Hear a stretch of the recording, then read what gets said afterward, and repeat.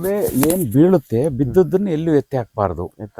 ಅದ್ರ ಜಾಗ ಬದಲಾಯಿಸ್ದಂಗೆ ಅಲ್ಲೇನೆ ಬಿಡ್ಬೇಕು. ಅಲ್ಲಿ ಬಿಟ್ಟಾಗ ಏನು ಮಿರಾಕಲ್ ಡೆವಲಪ್ಮೆಂಟ್ ಆಗುತ್ತೆ ಅಂದ್ರೆ ನೋಡಿ ಇಲ್ಲಿ ನೋಡಿ ಇಲ್ಲಿ ಆ ಮಿರಾಕಲ್ ಡೆವಲಪ್ಮೆಂಟ್ ಆಗಿದೆ. ನೋಡಿ ಇಲ್ಲಿ ಹುಳ ಉಪ್ಪಟೆಗಳು, ಸಾಕಷ್ಟು ಹುಳ ಉಪ್ಪಟೆಗಳು, ಸಣ್ಣವು ದೊಡ್ಡವು, ಇವೆಲ್ಲ ವಾಸಸ್ಥಾನ ಮಾಡ್ಕೊಂಡಿರ್ತವೆ. ಆಮೇಲೆ ಇದೆಲ್ಲ ಈ ತರದೆಲ್ಲ ಡಿಕಂಪೋಸ್ ಆಗಿ, ಮತ್ತೆ ಇದು ನೋಡಿ ಎರೆಹುಳು ಇದೆ. ಆಮೇಲೆ ಇಲ್ಲೆಲ್ಲ ಹ್ಯೂಮಸ್ ಕ್ರಿಯೇಟ್ ಆಗಿದೆ ನೋಡಿ.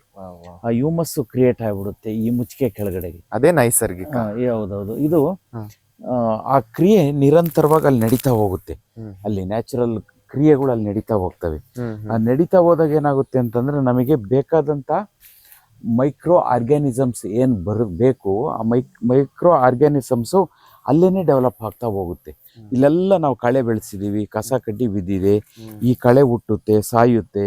ಇದೆಲ್ಲದೂ ಹುಟ್ಟಿ ಸಾಯಂತ ಪ್ರಕ್ರಿಯೆನಲ್ಲಿ ಮತ್ತು ಅದೆಲ್ಲದೂ ಡಿಕಂಪೋಸ್ ಆಗೋ ಹಂತದಲ್ಲಿ ಮೈಕ್ರೋ ಆರ್ಗ್ಯಾನಿಸಮ್ಸ್ ಡೆವಲಪ್ ಆಗ್ತಾವೆ ಮಣ್ಣಲ್ಲಿ.